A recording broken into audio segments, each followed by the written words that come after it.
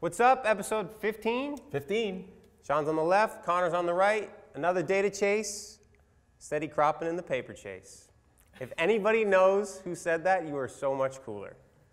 Okay, 2 questions today. First question was how to get teens introduced to golf. Second question was, is my backswing too short, and how do I know when it's too short? Right. So we had a previous video that we did about when you have a long backswing, and now somebody wants to know about a short backswing. So my advice to how do I bring or get my teenage son or daughter to come to the driving range or the golf course with me? Okay, how do I answer this? First time, drag them there. Second time, maybe drag them there. And the third time, hopefully you don't have to drag them there. And when you bring them those 3 times, just kind of let it be their own experience, okay? You probably love golf, and they don't know anything about golf, and they don't know what they don't know. So just bring them here, give them a bucket of balls, or take them to the putting green, and just kind of like let them be. Don't overwhelm them and try and get them to learn golf the way you learn golf. That is such fantastic advice.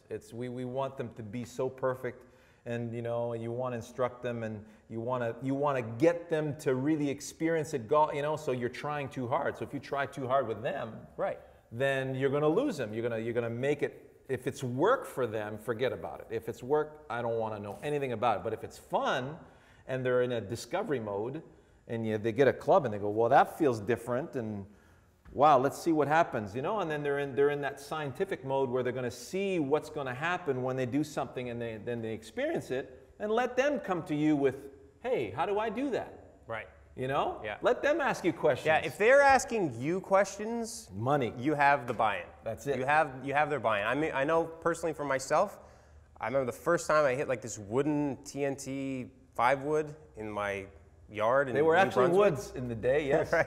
I was like, I love this game. I'm gonna do this forever. That's it. Absolutely. Okay, so question about. So hopefully that answers your question. Yes. If not, comments, Twitter. You know how to. Now, Claudio had a question on the shortness of his backswing. Okay. And he's looking for a little more power, like a lot of us. And Connor just came up with a fantastic little tidbit that is really going to help you out. And we're going to add this to a couple of my drills combined with what Connor said. And I think this is really going to help you out, man. So he just gave me another club, and I went, what? And he says, well, yeah, you remember when we used to warm up before a round of golf? You take 2 clubs and you start swinging both clubs. Now, when you do that, you can't rush it. So what if you're going to take both clubs and you want to throw them out to your target? So we do the throwing club thing, yes, but let me see you throw 2 clubs. Now, you're really going to have to wait for the weight because it's so, thanks, buddy. No worries. So you have to wait for the weight. You can't overexert yourself. And it's like when we teach young kids, and with today's clubs, the junior clubs, if they're too light, then they can still yank them around like a pit bull with a rag doll. It's not really going to help their swing. But if you look at guys like John Daly, grew up with cut off clubs and from regular steel shafts, you'll see kids trying to move that. It's like us trying to move an axe. You have to swing it properly out of pure self-preservation, right? So thanks a lot for that tip, Connor. I'm going to use that one, buddy. No worries. The only other thing I'm going to add to that is when you have the weight of 2 clubs, and you guys will be able to experience this, and we'll probably make another Vine video of like an example so you can do it at home, is it forces you to get tension out of your body, okay? And if I'm trying to create power or speed or energy in a certain direction, I need my muscles to be soft.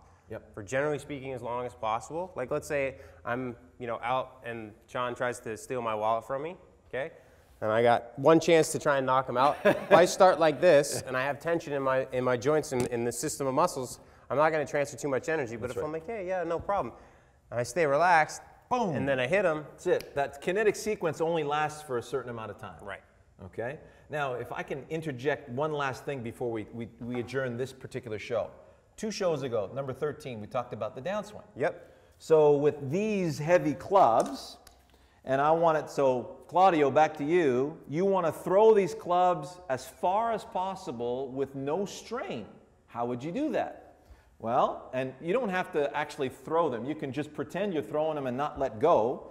So you gather that out there, and you want to throw them out there as far as possible without the strain. You're really going to have to stretch out that backswing, because from here, it feels like I'm going to pop a rib if I try to throw them out there assertively. I feel like I'm going to have to use a lot of strain. Whereas from here, it's like, oh yeah, this feels like they actually have their own momentum heading out there. So I'm going to use that, bud. Okay. I'm stealing that one. That's it, we're done. Take it easy, guys.